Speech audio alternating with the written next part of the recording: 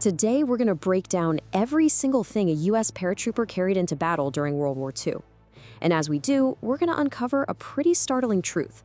A lot of the gear that was designed to save their lives, well, it was often just as dangerous as the enemy waiting for them on the ground. All right, let's jump right in. I want you to just picture this for a second. You're crammed inside the rattling fuselage of a C-47. It's pitch black outside. The engines are roaring so loud you can't even think. And the air is just thick, thick with the smell of fuel and nervous sweat. All around you are these young guys, absolutely loaded down with gear, just waiting for that green light that's going to send them hurtling straight into chaos. So before a single shot was even fired, every single one of those soldiers was saddled with this number, 35 kilograms. That's about 77 pounds. And look, this wasn't just gear. It was an absolutely crushing burden, a weight that turned the simple act of hitting the ground into a life or death struggle.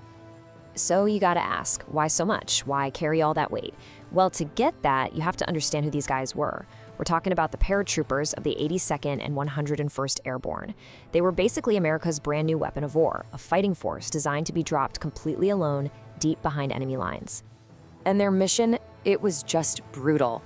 Think about it. Jump deep into hostile territory, seize key objectives, bridges, crossroads, and then hold them.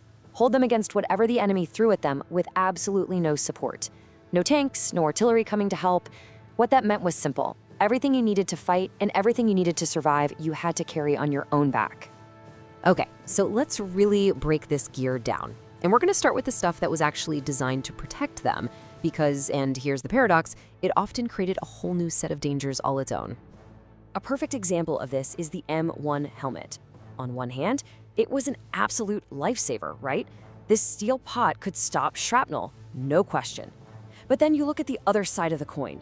The features made just for paratroopers could actually be fatal. Those reinforced chin straps, they were great for keeping the helmet on during a jump, but on a hard landing, they could literally snap a soldier's jaw.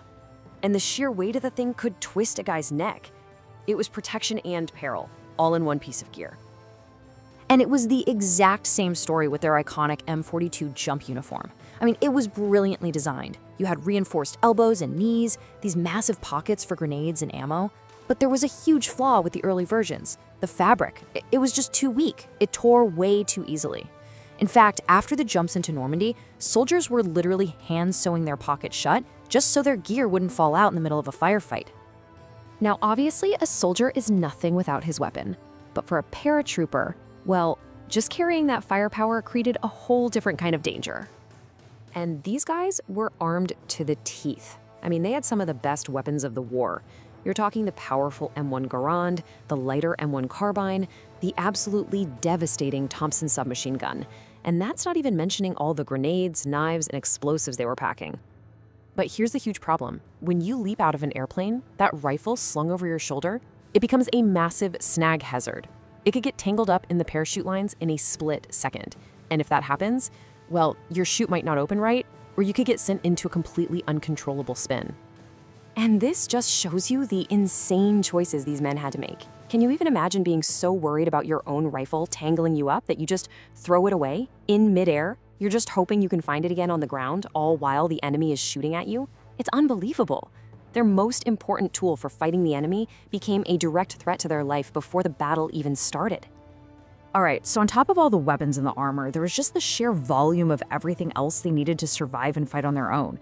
Let's see how it all stacks up. Okay, so you've got your main parachute and your reserve. Then add an ammo belt, canteens, rations, a shovel or entrenching tool, a first aid kit, a gas mask, and a lot of times, demolition explosives too. Every single one of those items was essential, but you pile them all together and it becomes this incredibly crushing, unwieldy load. Which brings us right back to that staggering number, that total weight of 35 to 40 kilograms. Trying to land after dropping out of the sky with all of that strapped to your body, well, the landing was going to be violent. There's just no other way to put it. And the consequences were just devastating. We're talking fractured legs, broken ankles. Those were incredibly common. Dislocated shoulders, too. A lot of guys were just knocked out cold on impact, which you can imagine made them incredibly easy targets. And even if you landed okay, You might lose half your gear, scattered all over the drop zone, the very equipment you needed to survive the next 5 minutes.